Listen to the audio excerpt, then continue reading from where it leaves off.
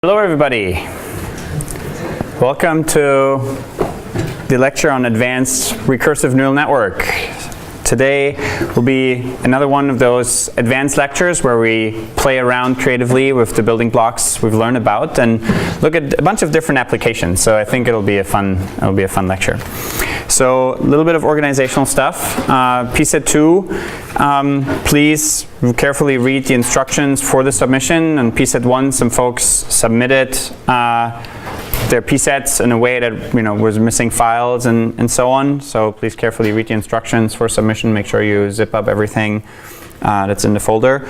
Please also follow Piazza for questions and some announcements. I think there are some small ambiguities in PSET2, the first TensorFlow problem set ever, I think. And so because of that, we'll also be a little more lenient on the grading, so don't worry too much if you just choose a slightly modified version. Again, TensorFlow is going to be a super useful skill for you moving forward. Actually, just recently, a new version of TensorFlow came out, so now it's actually faster than before. It's a really powerful tool for you to put together lots of different machine learning methods. So sorry if there were some ambiguities trying to put together the first TensorFlow-based problem set. You're very much at the bleeding edge now. If you have any requate questions or requests, please come to office hours or send a message to us and the TAs on Piazza. It's non-trivial to open that up in Gradescope, so we're probably not opening up in general for Gradescope, but if you have a real concern, just send us an email or ideally a message on Piazza or an office hour chat. And then it was a little tricky of a decision, but I think it's in the end best for your learning experience if we publish the solutions to the PSETs. So those will come online for you to be able to learn from them. Are there any questions on the organization? Yeah. Will there be a collect submission scripts? Probably. I think what we just announced on Piazza is to just zip up the whole file. Okay. Is that correct, David? Yeah. Just zip it up and upload it to the docs folder. So the entire folder of your PSET should just be zipped up. And as for the solutions, will that include the code itself or just the written portion? It should include the code too. Okay.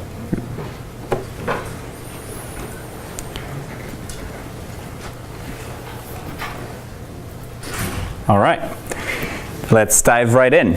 So basically, we introduced these recursive neural networks last time, how we get the tree structure.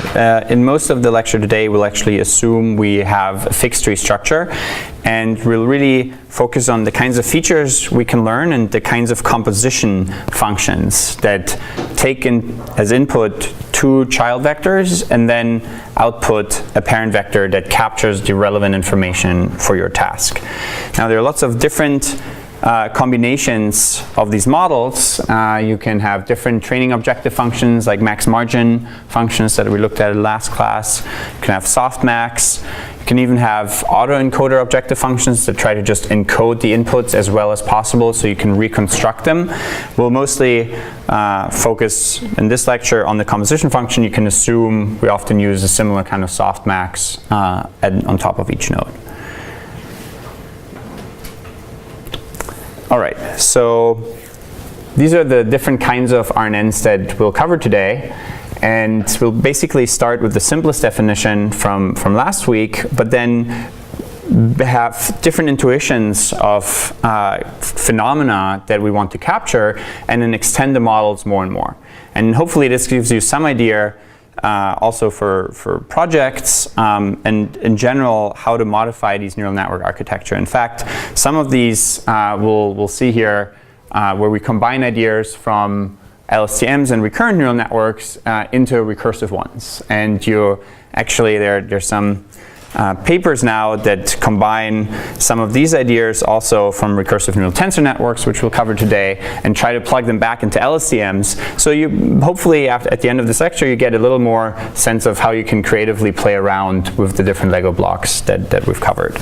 And in the next lecture we'll actually try to review a little bit for the midterm. So if you have any questions from the problem sets, any issues, Please come with questions. If there are no questions, we'll probably not fill up the whole class on Thursday, but we'll just try to sort of reiterate over the content the most important aspects of the class so far. Are there any questions in the organization of today's and this week? All right, so today, in a week from today, we'll have our midterm, so you all have to be here. Those people watching the videos, you have to be here in class. Yeah. Will the stuff in today's lecture be in the midterm? Maybe. Okay. Less likely, but maybe. We won't ask you to go and like derive all the nitty-gritty details, but you should have some understanding in general of the concepts covered in the class. All right, so one note that I want to make in the beginning is that while I will motivate each of these models with a specific task, such as paraphrase detection or relation classification or sentiment analysis, really all the models I'll introduce today can be applied to all the different tasks that we have. And in general, when you work with more and more complex models that have more parameters, you usually want to have harder tasks that actually require these more complex models and also larger data sets to actually train all the parameters that you have.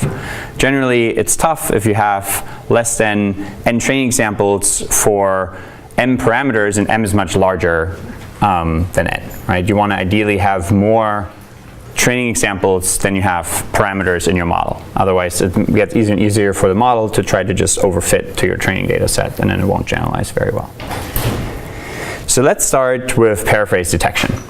It's quite a useful task. If you know whether two sentences have the same meaning or not, it could help you for summarization, for instance, getting rid of the same content multiple times. If you have 10 news articles, you want to condense it to one short news article, but capture all the important pieces that might be different and ignore whatever is similar. So quite a useful task for NLP. And here are just two examples that are rather binary. In many cases, and we'll get to that later today, the pure sort of binary paraphrase detection task has some issues, but it can be helpful for some systems. So let's read the sentences here. Pollack said the plaintiffs failed to show that Merrill and Blodgett directly caused their losses, versus basically the plaintiffs did not show that omissions in Merrill's research caused the claimed losses. So this is nice. There are some similarities, but generally these two have the same meaning. If one is true, then the other has to be true as well. So we often call this mutual entailment. One sentence entails the truth conditions of the other and vice versa. Whereas here is a very obvious example. The initial report was made to Modesto Police December 28th versus it stems from a Modesto Police report. One does not necessarily mean the other has to be true. Yeah? I don't see why the first one mutually entails, because I can make the same argument of loss of information as the red text implies, because in the red text you're losing the December 28th, in the green text you're losing that it was Pollack who made the statement, right? And is that not relevant? Is that deemed like semantically redundant, or?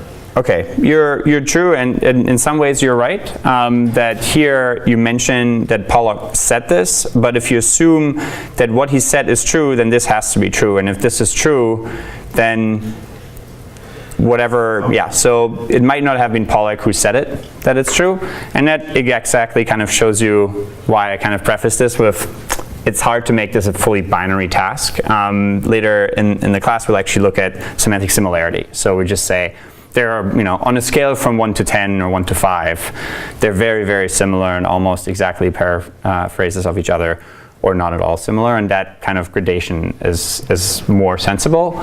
But in most cases and in most data sets, people would assume that these two sentences are, by and large, paraphrase. But it's a good eye for detail. Yeah. So that leads us to the question: how should we compare the meaning of these two sentences? And the answer for us here is to actually try to compare the two by looking at the pairwise comparisons of all the words to all the other words in the other sentence, as well as all the non-terminal nodes of the tree to the other ones. So we'll look through this very carefully. What you see here is a visualization of the distance. So you can have, for instance, in our products, you can have squared, simple sort of L2 distances, and you look here at 1 through 5. So those are the 5 nodes of this tree versus the 7 nodes of the other tree. And then for each one here of these 5, you basically look the capitalized version of cats, how close is it to the word the? Not very, but then the second node here is very similar to the non-capitalized version of cats, and hence you have a small distance between those two word vectors. And so the first quadrant here is basically capturing all the similarities between the words themselves, and then in this quadrant we will capture the similarities between the non-terminal nodes and the word vectors, and then in the lower one here we capture the distances between all the phrases to all the other phrases in the sentence. Now, once we have this kind of similarity matrix, we have a lot of options. Now, we basically captured all the differences and distances between all the nodes in these two trees. And for now, we can just assume that this tree was trained with the recursive neural network that we had for parsing, for actually finding the tree structures. There are different ways you can compute these, but for now, we can just assume we have the tree structure given, and we use the standard RNN to compute the word vectors and the phrase vectors here. Now, what's the problem with this similarity matrix? Do you have any ideas for how to use this similarity matrix to classify whether these two sentences are paraphrases of each other or not? Why can't you just look at the top, the root node similarities? Isn't that? That's a great question. Why couldn't we just look at the root node similarity to classify these two sentences? That's actually a great idea, and that's exactly the idea that I also tried when I had this data set and I had the model, and I looked at the accuracy. And it turns out that it actually works somewhat, but it doesn't work as well. And the reason is that you do lose some information as you keep trying to squeeze more and more. Eventually this becomes a compression problem, right? You have here you have two n-dimensional vectors, and you squeeze them into one n-dimensional vector. And you keep doing that, and you inevitably lose information. And so while it works somewhat, and maybe if you had a very, very large neural net, a recursive neural net, then you may eventually capture some of that. But in general, it does not work as well. And so that's why we tried to capture all the pairwise distances. So let's say we have this similarity matrix. Why couldn't we just plug it into a classifier as is? Yeah. Well, because, I mean, you might have two things that are very similar and everything else is not similar, but those two are important. The coordinates don't tell you the importance of the word in the sentence. So the coordinates of the matrix, you say, don't capture how important it is that these two things are similar? Yeah. Okay, maybe, but it does help to know where they are in the tree. It does give you some information, right? So the fact that we have this structure means that there are certain words that actually align quite well with one another, given that they have this line. So this word and the following word and that following word have some correlate in the other sentence. Because you could take that similarity matrix and maybe do further feature engineering, like look at the number and the similarity score of its adjacent matrices, of its adjacent entries in the matrix, and you can use that feature engineered to like a standard classifier. But that's basically what a neural network would do anyways. It would find those nonlinear combinations of adjacent similarities. That's right. You could try to do a bunch of feature engineering on this, and in fact, I tried some of those. So I tried, let's just take a simple histogram of, how many are in how many bins. So how many nodes of this matrix are in the bin where there's perfect one-to-one correspondence. So mice minus mice is 0, distance, and so we have, one element in the 0 block of that histogram. Now the problem with that is the histogram would lose the positionality of where those similarities occur. So that wasn't ideal. But why couldn't we plug this similarity matrix into just a neural net as is? Because different sentences will have different lengths. That's exactly right, because different sentences have different lengths. So here we have, one sentence with 3 words, one with 4, and so we get this 5x7 matrix. But maybe I want to compare this first sentence with another sentence that has 20 words, right? So the change, this similarity matrix changes, and that's why I introduced this idea of a variable size pooling layer in 2011, which basically defines kind of like a convolutional neural network pooling layer, but instead of having a fixed size filter, it actually changes the filter, not the filter size, but the pooling area, depending on how large the input is and how many outputs you want in the end. So if you have, for instance, a 20 by 20 and you want to get 4 by 4 outputs or something, and you have a different size for the pooling regions than if you had a 30 by 30 matrix and you still want to get a 4 by 4 matrix out. Your pooling regions get larger as the sentences get longer. And so basically, we have this simple pooling layer that tries to find the smallest value. So this is not max pooling, but min pooling. And in each region, we find the smallest value in that region and then copy it over. And now we have a fixed size matrix, and we can just plug that into a standard classifier. And so we didn't have to engineer a particular feature around around this word. You have this many other words that are similar and things like that. Yeah. Why do you use mean? Like, why don't you use average? So it's a good question. Why do you use min pooling versus average pooling? Does anybody have an idea? So again, the elements of this matrix mean that when it's very small, there's an exact word that is in the other sentence as well. So it's a distance function between the elements of the sentence, the two sentences. So you want to find the closest words and filter out, like for each subset that the middle matrix represents, you want to filter out the words that are further apart, you want to look at the closest words. Why do you only want to look at the closest words? Because you want to eliminate noise, number one. Number two, because it probably helps your score function at the end. Not quite. There's another very intuitive reason. So, but isn't that a similarity matrix or is it a distance matrix? So this one is a distance. It says, I mean, if we could, you're right. So the way I defined it when I talked about it is that this is going to be a distance. So the closer they are, the smaller it is. So it's technically not a similarity matrix. I mean, it captures how similar the sentences are through the distances. So if you're like,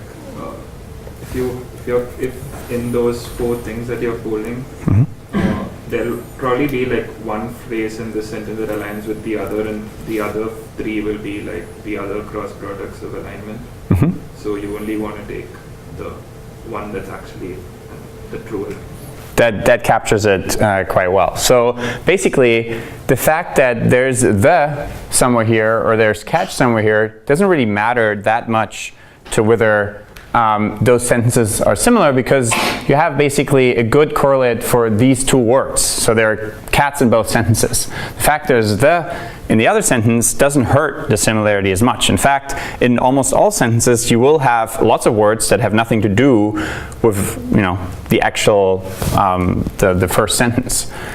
So intuitively, we just need to make sure that all the information in one sentence are captured in the other sentence at some point in some specific order. But it's okay that there are a lot of words here in this sentence that don't have any good match in the other. So like mice, catch, and the aren't in this one, but that doesn't hurt the fact that these 2 are similar. Does that answer your question? Cool. All right, so now there has been a bunch of work on that data set for a while, and in 2011, this paper outperformed a lot of other papers. In fact, this paper had won Best Paper at ACL, which is one of the top NLP conferences in the world. And this model has been very accurate. However, when I started looking at the errors more and more, and as we're getting closer to state of the art, I looked at some of the errors, and I actually felt like my model is kind of more correct than the labels of that data set. And once I saw that, I kind of stopped losing, or started losing faith a little bit in this Microsoft Research Paraphrase corpus, and started moving into other corpora that capture the similarity on a continuous scale. So it's interesting, and I think the model is interesting, and it's certainly useful to have a good sort of binary paraphrase classifier, but there's lots of nuance, and in the end it kind of depends on the humans and the annotators whether they really want to make that binary distinction. So there's a bunch of interesting visualization that fell out of this, and these are, again, this lecture is more about teaching you the methods rather than that exact method. It's not like I want you to create similarity matrices for whatever you do and so on, but I want you to try to think about when I come up with this kind of model and I put things together, where can I visualize? What can I visualize to understand my model better? Yeah. How do these, does this modifier work on two sentences that say very similar things but present with the opposite? The report was whatever, the cats eat mice and cats do not eat mice. Mm-hmm. Very similar sentences and might have high weight size similarity, but it's not this very important. And you can only hope that the knot is somewhere captured in these in this matrix somewhere through the. Basically, as you backprop, if you had a large enough data set, which again was a problem with this one, we actually had to come up with an unsupervised method to learn these. But if you had a supervised training method, then, and you had knot somewhere at the top of this tree here, and now you backpropagate through everything, then it could learn that knot should change the similarities at the top node of the tree significantly. And so that is, in theory, possible for the model to learn as long as it sees negation in those kinds of examples. Fortunately, those were not, there are no such examples. The way this data set was created, which is also a little problematic, is they took a simple machine learning model, put it together, and then essentially had a large news corpus and found very similar sentences, and then took those top sentences and then distilled them from one another, say, into these two classes.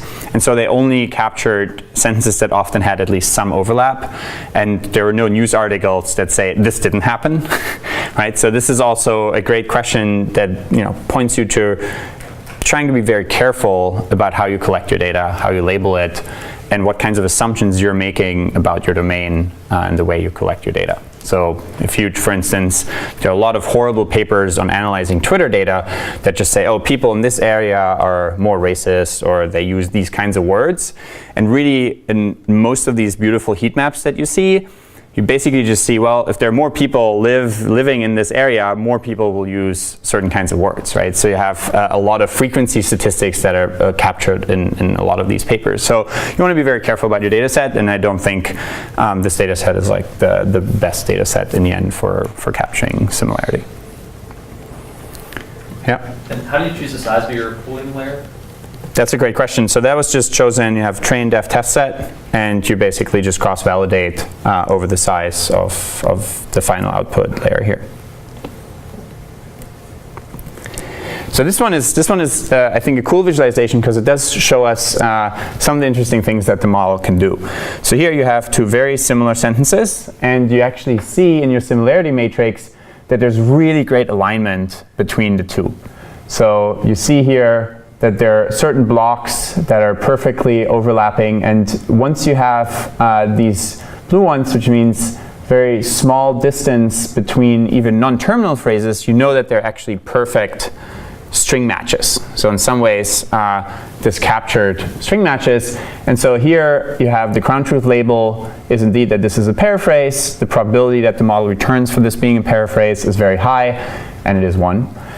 This one is interesting because it kind of shows us, 1, the model can deal a little bit with ungrammatical sentences, and 2, it can deal with sort of flips of entire longer phrases. So here the lies and deceptions from Saddam have been well documented over 12 years versus it has been well documented over 12 years.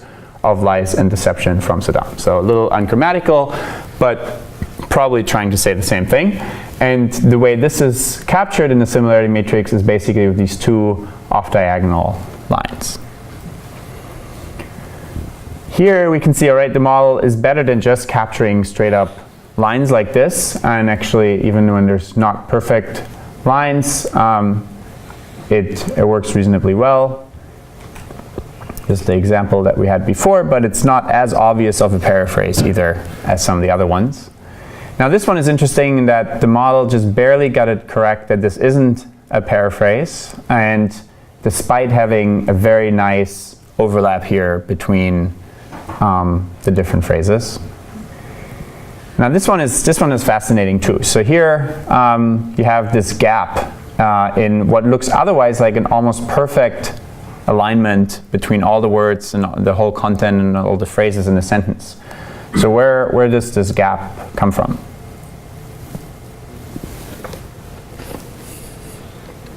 Let's pick somebody else.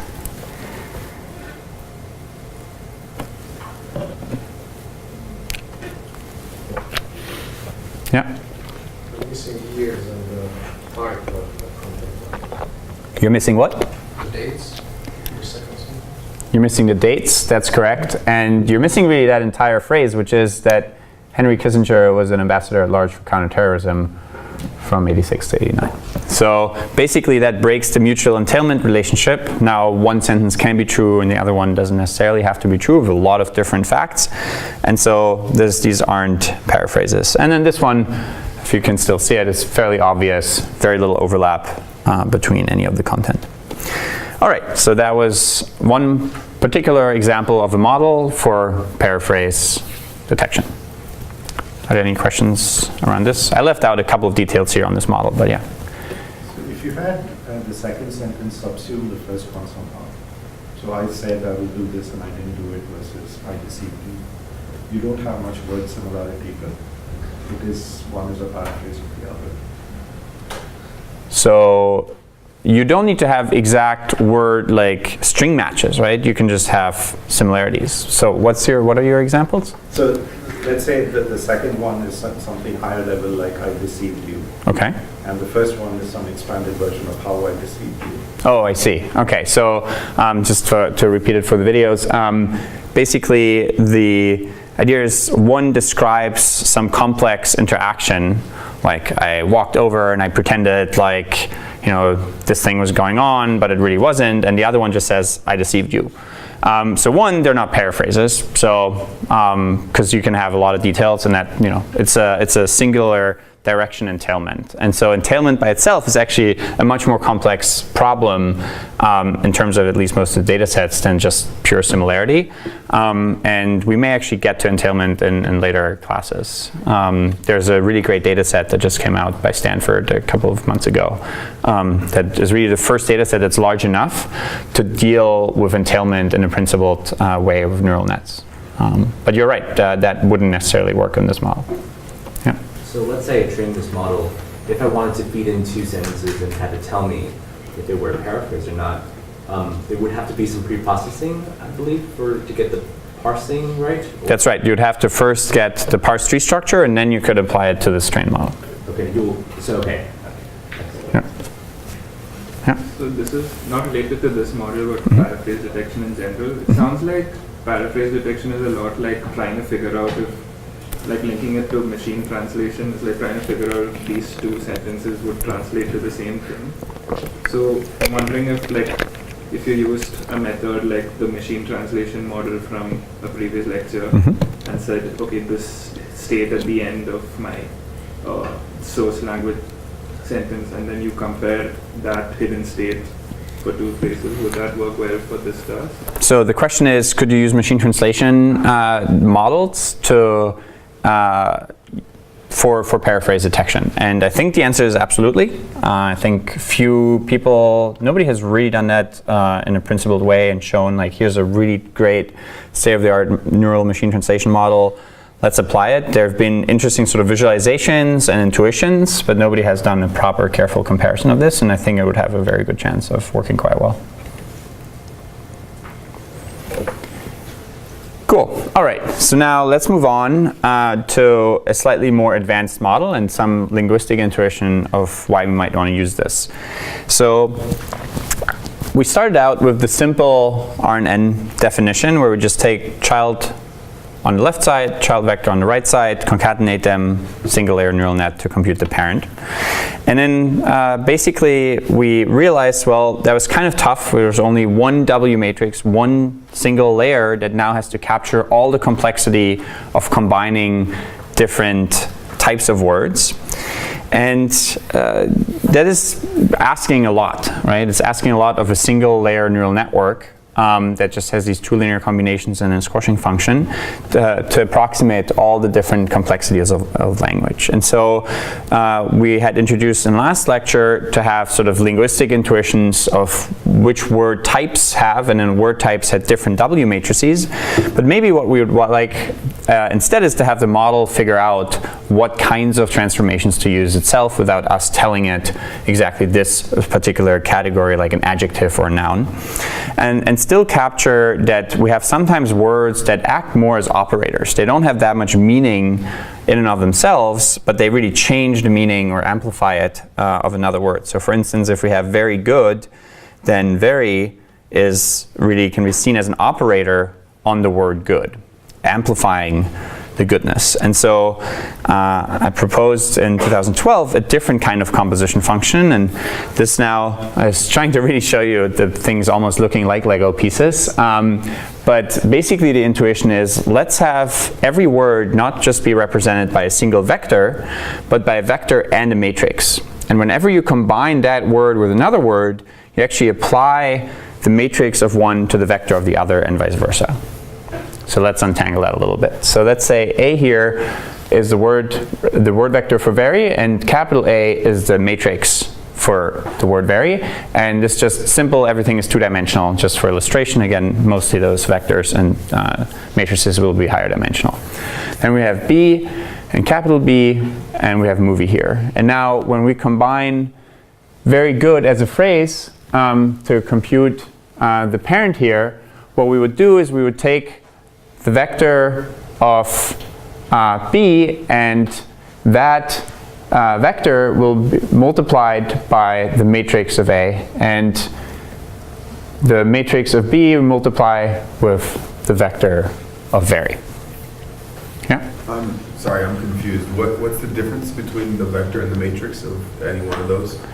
What is the difference between a vector and a matrix? They just capture different things. So for instance, intuitively, very might not have much of a meaning, but it should have a very different operator. It should make something that's followed by it, like an adjective, amplified and stronger in its meaning. Or maybe it should rotate it and go push it in the other direction if it's not, right? And so not now might have a much more powerful way to really change the direction of whatever it's being combined with. So how is that different than just a weight matrix then? I mean, is the vector the input of the... So these are all weights. We will learn the vectors and the matrices for all of these words.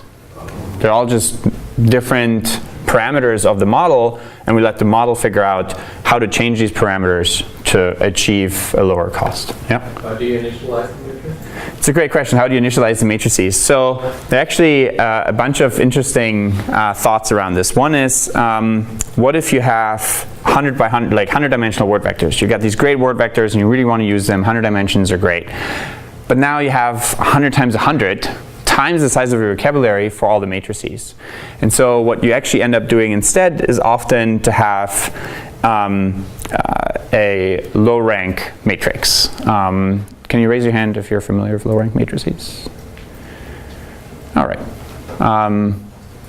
Probably enough to not go into details. But basically, you have, let's say this is an n by n matrix. You can have two matrices that represent each one. One is n by r, and the other one is r by n. R is much smaller than n. And so when you multiply the two, you get an n by n matrix, but you really have fewer parameters, and you kind of assume everything operates in a lower dimensional space.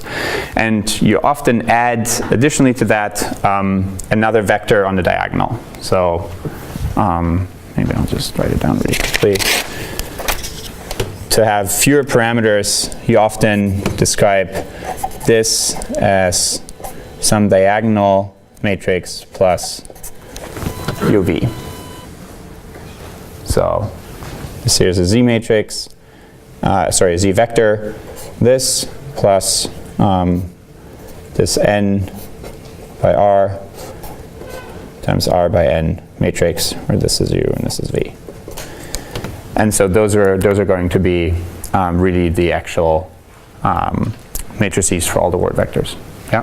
So because your matrix is low rank and because you're conceivably learning random operators, isn't this kind of like random projections basically? It starts out, certainly these operators start out as random projections of a word vector to another word vector. So these intermediate ones here. Reduction, where you do random projections to learn like the manifold that underlie. But so the matrices here are learned, so they're not random. Right?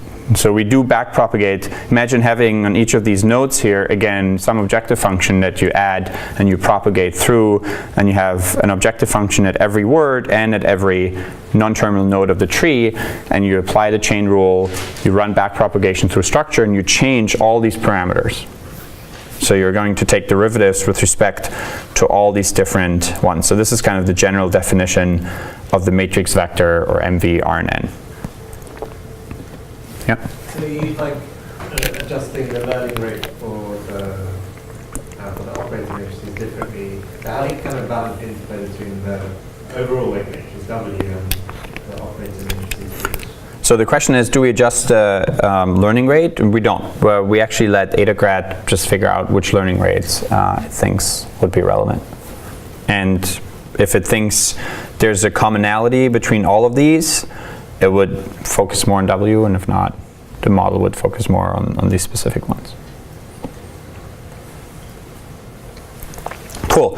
So now we can look at this very simple data set just to see if this idea actually works. And again, I think there's some good ways here for you to visualize and think about visualization. It's less about the exact model. But what we had here was a pretty cool data set actually from Chris Potts, who collected a lot of different bigram statistics of how often do you see a certain bigram in a very, very large corpus of movie reviews, and then and how often you see each bigram for 1-star movie reviews, 2-star movie reviews, up to 10-star movie reviews.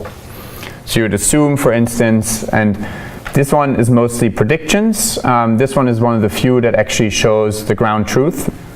This was one of the training examples, or one of the ways we can really test the accuracy. And so, for instance, not sad, we would see a very mild sort of U-shaped curve here, but mostly it's almost kind of uniform. So you saw out of the total number of movie reviews, how often you saw sad, in 20% or so of the times you saw this bigram not sad, it was in 2-star movie reviews. So, yeah. Sorry, what's the y-axis and x-axis again? So the x-axis these are essentially bins. We could really write them more as a histogram, but it's normalized to sum to 1. So if you have 10,000 times you saw the phrase not sad, then 22% of those you saw in 2-star movie reviews. And rarely ever did you see the bigram not sad in 6-star movie reviews. So it's kind of a normalized histogram, so you kind of get a multinomial distribution out. And now you can train your softmax to try to predict that multinomial distribution. And that's actually a really great exercise for you to do too. We looked at the softmax and the cross-entropy error training usually in terms of having a one-hot vector, where we have one class that is the true class. But really, you can assume you want to predict that it should be 0.5% probability, or sorry, 0.5 probability on class 1, and 0.5 on class 2, and 0 on class 3, 4, and 6, or 3, 4, and 5. Right? So you can actually predict a distribution instead of trying to always predict this one-hot distribution. And all the math for minimizing the cross-entropy error actually works out, and in the end you can try to just visualize the distributions that you predict instead of just taking the max for the single class.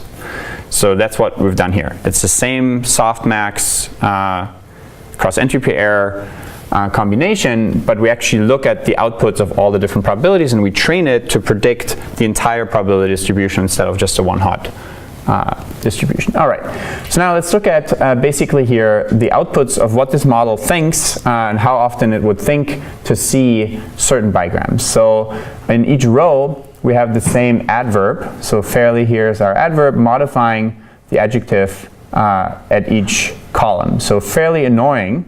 Fairly we often call in linguistics an attenuator. It attenuates, how serious that adjective is in whatever direction. So annoying by itself would be quite negative, but fairly annoying, not as negative, still with a slight bend towards the negative. And here we basically look at a comparison of training a standard RNN versus a matrix vector RNN to try to predict these distributions. Yeah? I had a quick question just about the MVRNN structure. So only the word vectors get these vectors and the matrices, but like intermediate states, they just have the... Oh, great question. So what about the intermediate states? Really good question, because I kind of glanced over this and it's not even obvious from this, this visualization. You will actually also have a vector. You can have lots of different models. The simplest one is to just multiply the two matrices, for instance, and then you get a parent matrix out for the parent vector too. So there will actually be a separate neural network structure that takes the inputs as matrices and outputs another matrix. Yeah, great question. So every node, both non-terminal and terminal, have matrices associated with them in this model.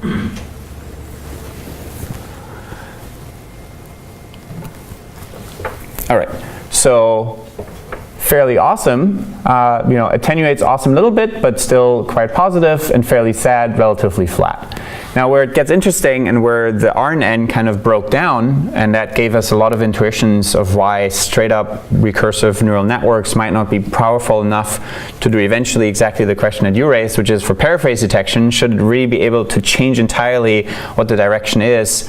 And here we saw that not annoying, for instance, the RNN cannot really change how overall annoying this is, but saying not annoying, you assume it flattens out somewhat and is not as negative and mostly seen in negative reviews.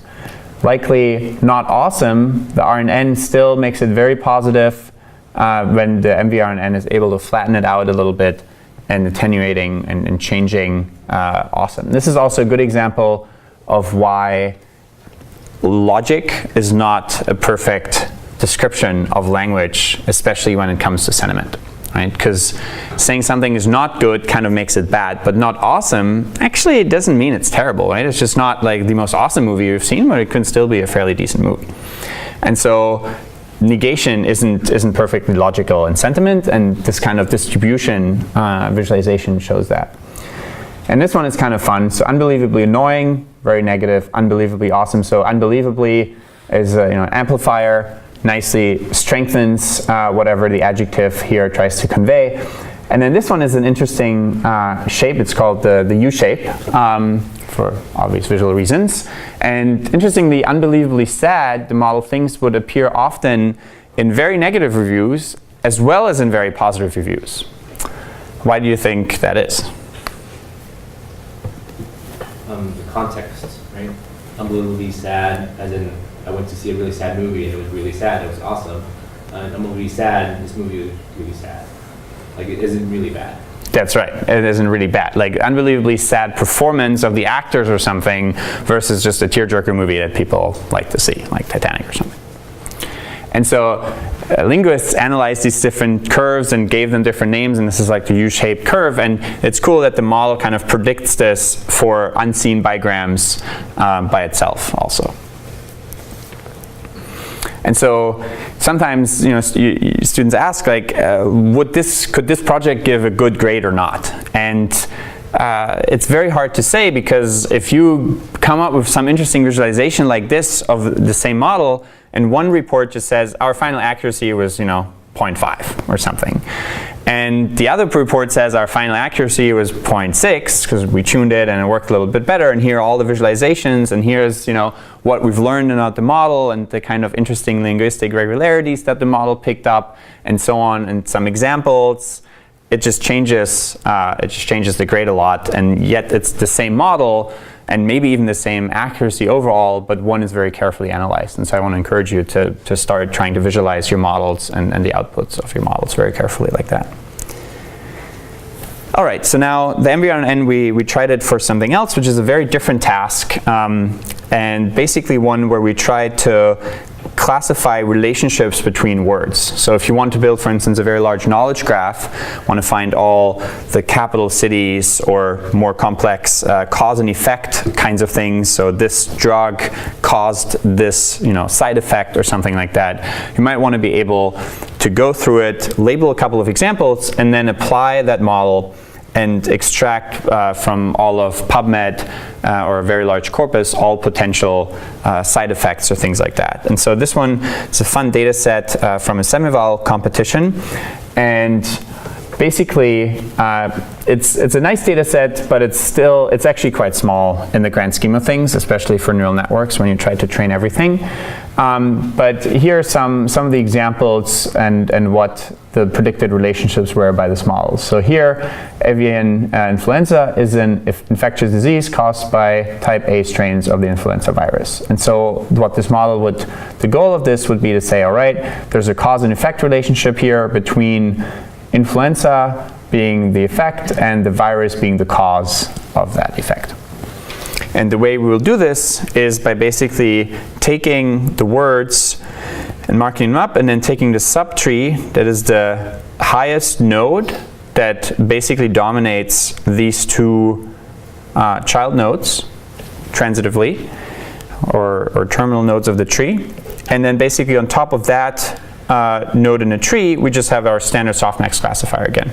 We train standard cross-entropy errors, and then we can mark any two words at test time, look at the parse tree, where do they actually connect in the parse tree, and then put the classifier on top of that.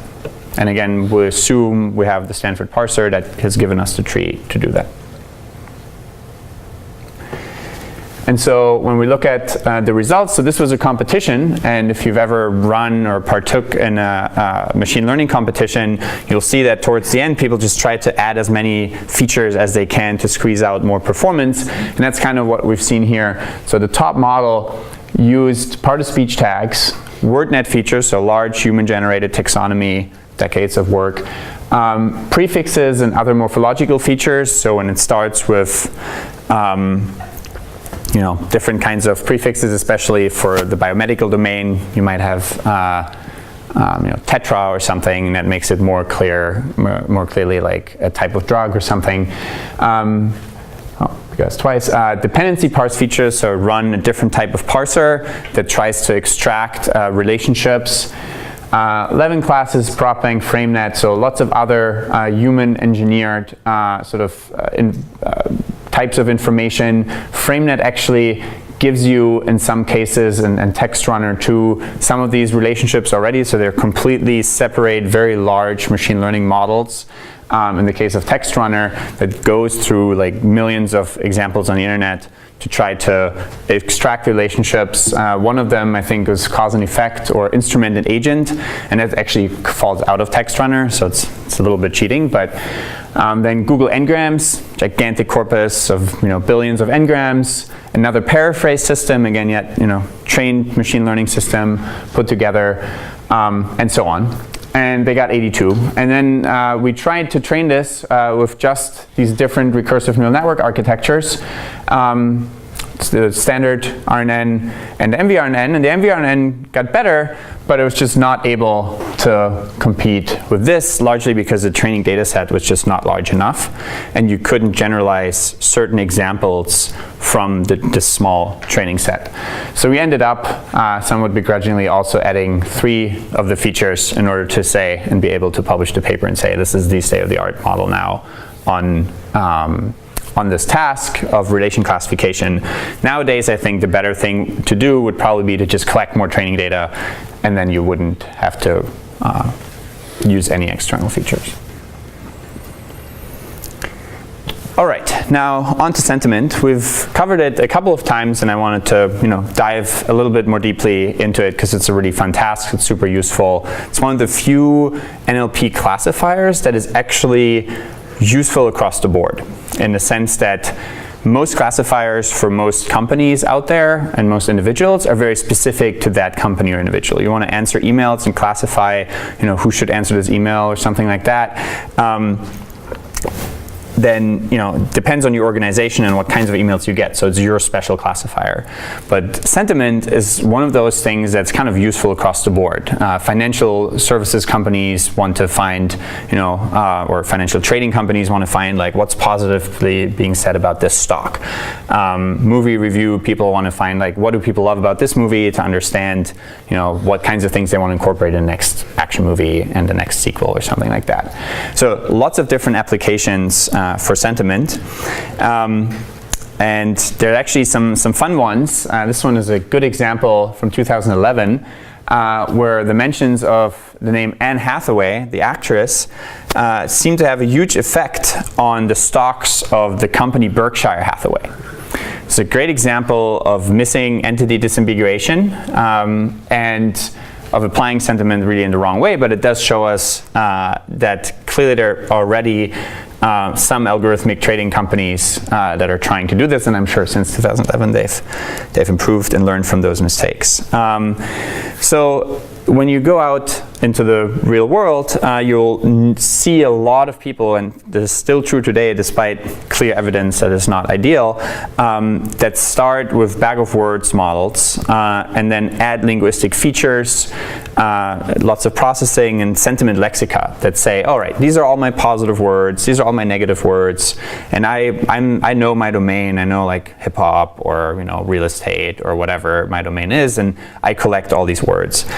And of course, those kinds of methods, you will get somewhere, but they will never transfer as well either, because you might say surprising, for instance, it's a positive word if you have movie reviews or book reviews, but then you talk about cars and the steering is surprising, it's not as ideal, right? And so it's, again, this discrepancy between trying to learn your features from just training examples versus trying to design and tell the model what you think the world is really like.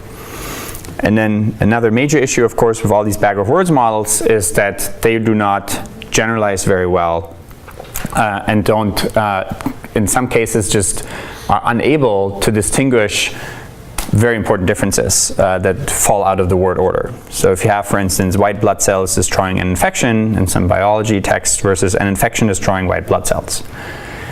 Well, if one is written in your medical report, you might live, the other one you might die. So sentiment is fairly clear. But if you just use the bag of words model, it couldn't capture the difference because they have exactly the same words. So most people think, okay, it's one of the easier tasks, and certainly compared to machine translation, for instance, where you have to capture and generate all the possible sentences of the English language, it is a simpler task. But it's only for longer documents where the word order stops to matter do you get sort of low 90s in accuracy. And that's often the case.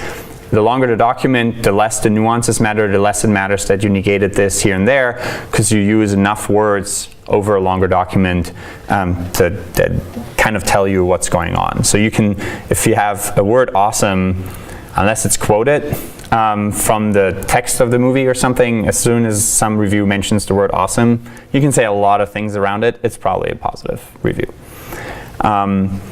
However, for a data set of single sentence movie reviews from Pang and Lee, who kind of started sentiment analysis as a task in NLP, the accuracy had never reached over 80%. So when you look at a single sentence and try to say is this positive or negative, nobody got above 80. And that's kind of sad, because it is it's not that high. You should be able to get more accurate than 80%. And when you looked at the errors that the models were making, it was clear that they weren't able to capture negation and its scope and other semantic effects. So let's look at some examples here. So this one is stealing Harvard. It doesn't care about cleverness, wit, or any other kind of intelligent humor. All right, pretty scathing review, very negative. But to most of these bag of words models, it has humor, it's intelligent, it's kind, wit, cleverness, care. So there are kind of 6 positive words in the sentence. And so most normal sentiment analysis models would say this is all positive. And then there's one little doesn't in front of it that actually makes it all negative. And in here, there are slow and repetitive parts, but it has just enough spice to keep it interesting. And so here we have a so-called contrastive conjunction. So this conjoins 2 parts of the sentence, but it contrasts them. And so usually when you have any kind of structure of some phrase X, but some phrase Y, pragmatically, you're contrasting the positive with the negative, and the latter part of the sentence matters more for the overall sentiment. So despite having slow and repetitive parts here, you're saying this is still interesting. And so this should be a positive sentence. So we looked at the state of the art in sentiment analysis. We looked at the data sets that were out there for us, and we looked at the models that were trying to combine words. And we know from a previous model on the MVRNN that the negation is hard to capture in the standard RNN. And we looked at the data sets, and we also realized, well, none of the data sets really tell us, 1, they're not large enough, and 2, they're not telling us when something is negated. And so what we did is actually create the Stanford Sentiment Tree Bank, where we parsed the original Pang and Lee data set of 10,000 sentences, and then we asked human annotators to label every single subphrase of those 10,000 sentences, or roughly 11,000 sentences. So really in total that costs like maybe $8,000 or so, and one master's student a couple of weeks. Nowadays I think you can, if you know how to do it, as in you have a little slider, you have a standard thing, you can get that with less money in 2 or 3 days. So this is also one of the big practical changes in the world. Like 20 years ago, you just couldn't ask 10,000 people to just rate 100,000 phrases really quickly for you. Nowadays you can. And it's not that expensive to collect label training data through crowdsourcing tools like Amazon Mechanical Turk. So we had here the original 11,855 sentences. They were split into 215,000 unique phrases. So there's a lot of overlap between them. And then each of those phrases we took in isolation, so not showing the rest of the sentence, and just asked nerdy folks, is this positive or negative, or phenomenal, fantasy, bestseller? Is this, on the scale here? And we actually asked each phrase to be labeled 3 times, because one person might make a mistake or might be subjective. And of course there are certain things that are just inherently subjective, like you might say, this is a great movie for frat boys. Well, your New York intellectual is going to think that's a very negative review, but your frat boy will think it's a great review and would love the film, right? And so it depends. And there are certain things that this doesn't capture either, right? Because we're going to only look at the mean label, but some might be very bimodal, like the example I just gave.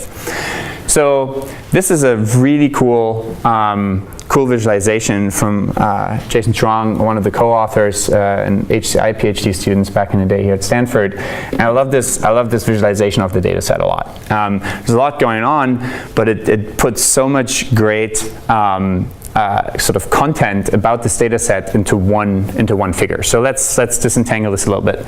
So on the x-axis here we have n-gram length, and here we have the percentage of sentiment values.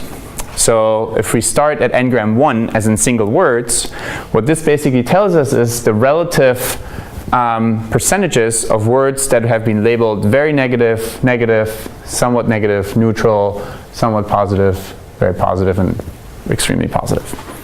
So basically these 5, these 7 different labels here. And what we see, one is people often, the larger elements for each n-gram here means that the position were actually exactly on the ticks of this slider. So people didn't realize, or in some cases just ignored, that they could leave the slider like in between 2 ticks and actually put them exactly over them. So that's an interesting observation. Most interestingly, we see that when you look at words separately by themselves, the majority of them are neutral. And it's really, I mean, this is a specific data set that was collected for movie reviews, so, and for, originally from Rotten Tomatoes, so we'd assume we'd get more sentiment. But interestingly also, there are always sentences that were considered neutral no matter how long the phrases and sentences were. The original data set was only positive, negative. So we already found a problem with this data set that hundreds of researchers have worked on, and we haven't even started doing anything cool on the deep learning and modeling side, right? There's already an issue that it wasn't just a binary positive, negative, and this kind of issue is similar to the one for paraphrase detection. And then we also saw that when we kind of cluster, very few people ever used the most extreme labels of very positive and very negative. It kind of makes sense to just cluster and combine the negative and very negative labels together.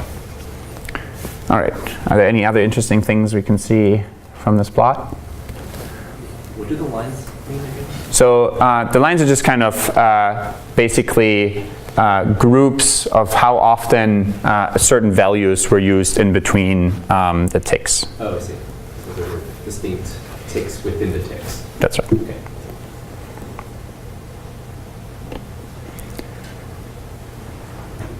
Just kind of, you can see them as bins and frequency like thresholds. All right, so now when we applied a bunch of these different models of training with just the original sentence labels, but fixed, assuming we say, all right, let's ignore all the neutral sentences and just delete them from the data set to make it easier and somewhat comparable, but not completely flawed. We took simple models like bigram naive Bayes, recursive neural networks, and matrix vector recursive neural networks, and we just trained with the original way, cleaned up, where you just have a single label for the overall sentence, versus you actually have labels for every single subphrase of the sentences. And in the case here of the simpler models like bigram naive Bayes, the idea is just each of the phrases is a completely own document, its own labeled instance. Now what we see is, well, more data always better. That's the sad truth. In many cases, when you start with a machine learning project, you say, I just need to get 3% higher accuracy, and then my client's happy or whatever, I get a good grade. The simplest thing in almost all cases is to just collect more training data. And only once you've done that, you'll see, all right, now we collected more training data and we moved from 80 to actually like 83. So that's pretty significant, given that the state of the art of all these different kinds of models had always been just around 80. But we also see that, somewhat sadly here, our fancy recursive neural networks are actually getting slightly outperformed by a super simple baseline. So that means that while we captured more facts, clearly this can't capture all this complexity that we're talking about with negation. So the hard negation cases were still mostly incorrect. And that now is a great motivation to actually find a better model, a more complex neural network type architecture that should be able to get this right, especially for things like negation. And that led us to the recursive neural tensor network. This is the last sort of model of my PhD, which is much more expressive than all these previous architectures, and it allows more complex interaction between the different words and phrase vectors that we're combining. And so now again, we have these basic Lego pieces. We're going to put them together in a new way. We won't go through all the details, but I give you kind of a summary of the math and how it's different at the end. So let's see how we might want to do this in order to allow basically one word to have not just additive interactions, which we've mostly captured so far, but also multiplicative interactions. Because very, very simple, on a very simple intuitive level, if they have multiplicative interactions, then if this is negative, you multiply the two, well then maybe they can become positive, right? And so this is what we did. Let's say we have the simple phrase, not very good. Very is now again just a simple vector B. Good is the simple vector C. And what we're going to do is we concatenate the two, just like before. But now we will have this bilinear product that is modified by the matrix, or sort of guide it in how you want to have the inner product of these two concatenated vectors changed by this matrix V. So what's the dimensionality? Let's see, these are all column vectors. This is, and you know, every word vector or phrase vector is two-dimensional. Hence we have here this 4x4 matrix. What's the final dimensionality of this product? 1 by 1, that's right. So we have here a 1 by 4 times 4 by 4 times 4 by 1 matrix.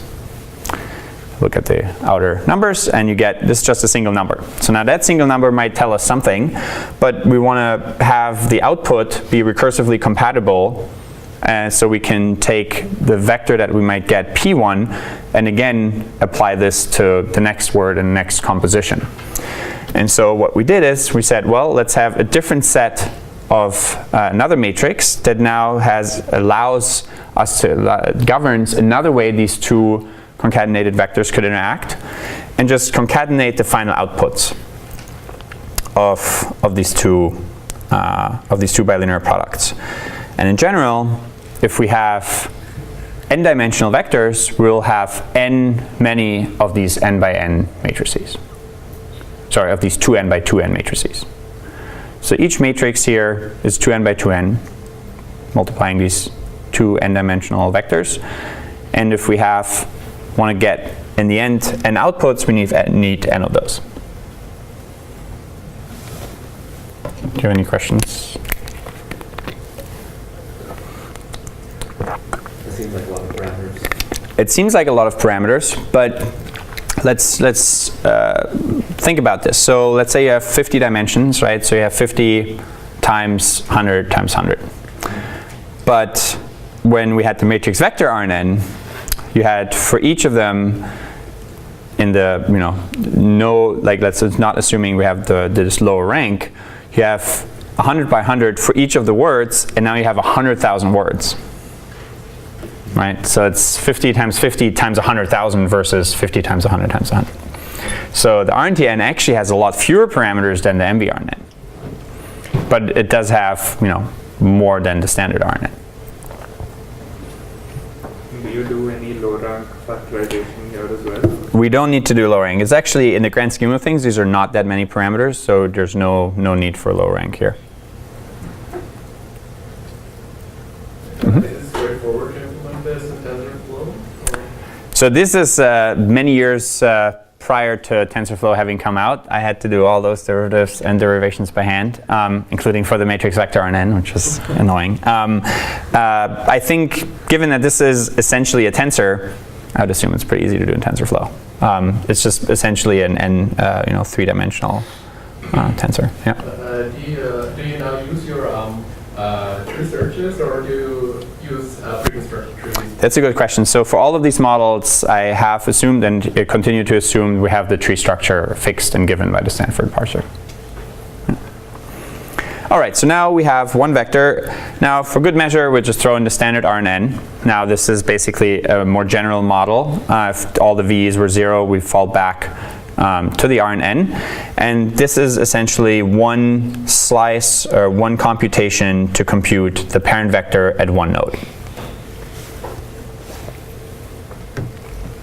And now this P vector here will again have the same dimensionality as each of its children. And so we can recursively combine that and have the same exact computation at every node. But now it's a much more powerful interaction between the two vectors. And now if you want to derive the main new matrix derivative that you need to see for each of these slices is the derivative with respect to x here. If you have something like A transpose x times A with the derivative of that with respect to x, which is really just A times A transpose. So, and again, if some of these are not super intuitive and it's been a while for you to do that, or you've never done it, you can just again write it all out as one gigantic sum, right? This thing is just a single 1 by 1 number in the end, and you take the derivative with respect to x11, first element of x, and you just look at what that comes out as. You do it with x12, x13, and you look at like xij, and then you see, oh, well, I in the end need the cross product of all these different ones, and it will fall out, similar to the Gore details that we've done in the beginning. And now, don't be shocked, but this is the final math that comes out.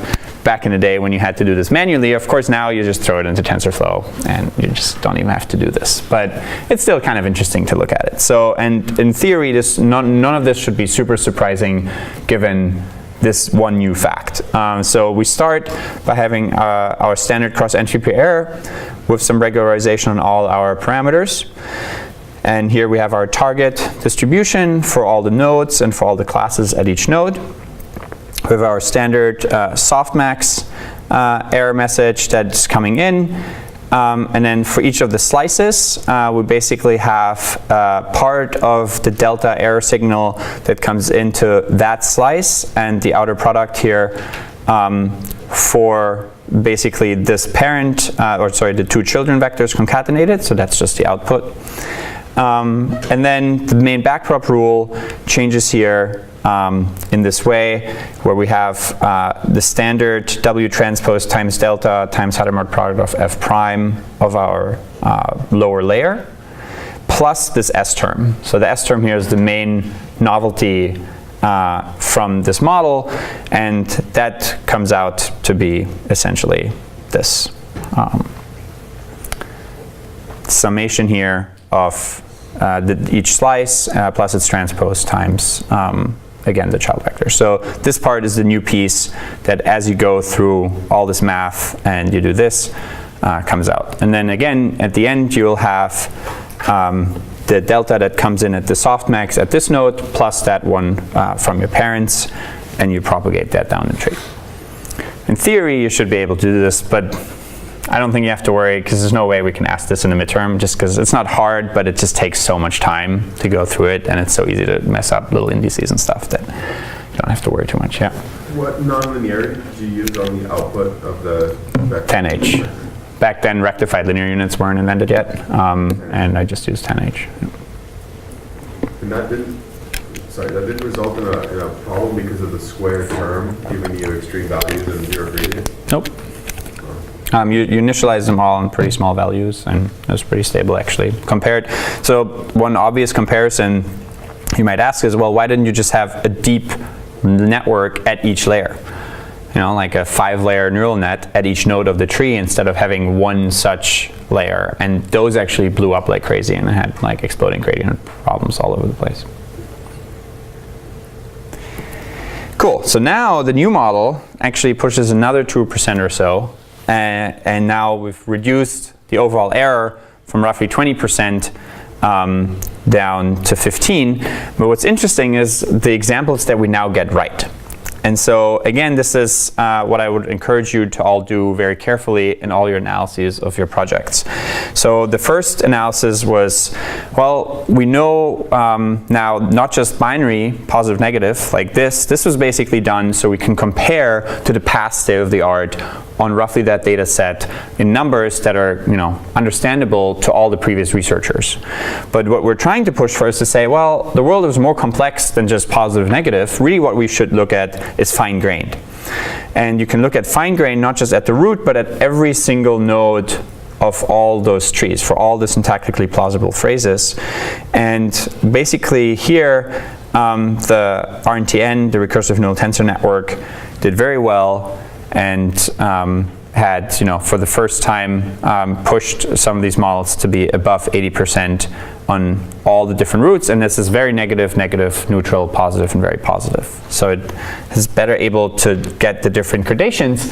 What we also see that's interesting is that while the simpler models, naive Bayes and bigram naive Bayes, really do very poorly in shorter phrases, the longer you get, the less pronounced the differences are. And that's again very intuitive in the sense that the longer the sentences, the more it's like a document, the less, some negation matters because you're having so many positive things for average things. But if you really have like not very good or not very awesome things like that, it's really important to get the compositionality right.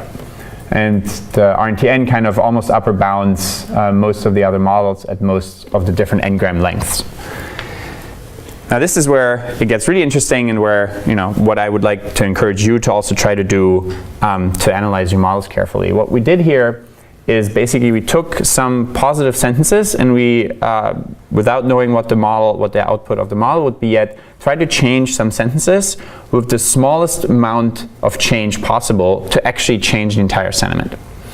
So it started out with the sentence, Roger Dodger is one of the least compelling variations on this theme. And now we said, well, how can we make that sentence from being so negative to being very positive? Well, just one word needed to be different. Instead of least compelling, we'll just change least to most. Most by itself, still a neutral word, but now this actually becomes a very positive sentence. And the RNTN was very accurate at this special data set that was kind of extra hard, right? Because in general, people use certain words, and most models are quite easy to fool if you just change that one word, because it kind of captures the overall statistics of everything. And so when we looked at this negation subset of the data, that's when the RNTN really shined. And we looked at having all the positive sentences and how much of the probability mass was taken away right at the nodes where negation was added. And so we saw here that RNTN was able to really take out a lot more probability mass from the positive classes and put it towards the negative classes in these negated positive sentences. Yeah. How did you compute the per node probability mass? You just look at the output of your softmax, which is a multinomial distribution, and then you can look at how much does, you know, the change from having probability mass on very positive and positive versus on negative and very negative afterwards. Wouldn't the softmax give you the per phrase probability? And your That's right. So you can have all the non-terminal nodes and all the phrases. All right, now, then we were thinking, well, okay, maybe all the RNTN was able to do was to say, whenever I see something that's a negation, let's just make things more negative. And that, again, wouldn't have been as interesting. So we looked at what happens when you negate negatives. So really, we don't want to necessarily have flips, but you should have more positive activation in your multinomial. So here's an example from the model. So not and bad. So not actually often appears in negative contexts, which is an interesting side note for you psychologically. If you use a lot of negation, there's a lot of negativity that just comes from using negation words. Bad, very negative. But not bad actually turns out to be mostly neutral and somewhat positive. And I guess if you're collected the data set in Great Britain, or like British, maybe it would be even more positive. But for American English, it's basically not bad. It's mostly neutral, slight hint of positivity. And here's a real example. It's just incredibly dull versus it's definitely not dull. Not dull, again, doesn't necessarily mean it was the most exciting movie, but it's not dull. And so the cool thing was that here the differences were even more pronounced when we negated these negative sentences with very small changes. The RNTN has now an even bigger gap over the simpler baselines. And most interestingly, it was actually the only model that captured this effect at all of the models we tried at the time. So none of the other models were able to learn automatically that yes, it's negative, and now you negate it, it should actually become more positive or more neutral. Which was kind of cool at the time. Now we can look at the most positive n-grams that fall out of the model. There's some really fun examples here, but we're running low on time, so I'm gonna not go through some of these, but check out in the slides like some of the really negative phrases. It's like if you really want to crush a movie in your Yelp review or something, like there's some good stuff in here. We projected and modified the word vectors too, and changed to where the word vectors were. And now in the last just 2 minutes, sorry for going 2 minutes over, basically the LSTMs that were so powerful on the recurrent neural networks, well, just last year, Kai Sheng, who's a master's student and currently working with me and will be soon a PhD, has this great paper on recursive LSTMs. So you can actually take all these ideas we had for recurrent neural networks with LSTMs and apply them in the recursive setting too. And the main difference that we have here for standard LSTMs, remember we had all these input gates, forget gates, output gates, and so on.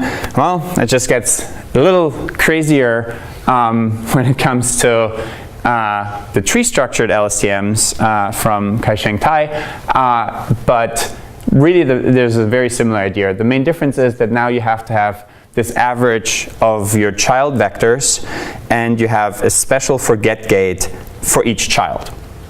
So if certain words just don't matter, they don't add much to sentiment, and you can kind of just forget about them. And negation matters a lot, so you wouldn't want to forget that word and change it, and you can keep doing that as you go through the tree structure.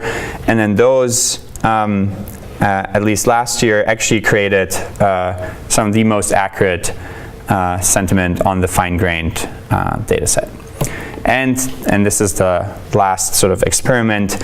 They also did incredibly well on the semantic similarity, which I think is a right replacement for paraphrase detection. So I don't think anybody should work on paraphrase detection as this binary problem anymore, but really look at relatedness scores, where you basically don't make these tough binary choices, but you kind of say, well, these two are on a scale from 1 to 5, quite related. And so in this model, a tree LSTM has now the most accurate sort of mean squared error in capturing similarities.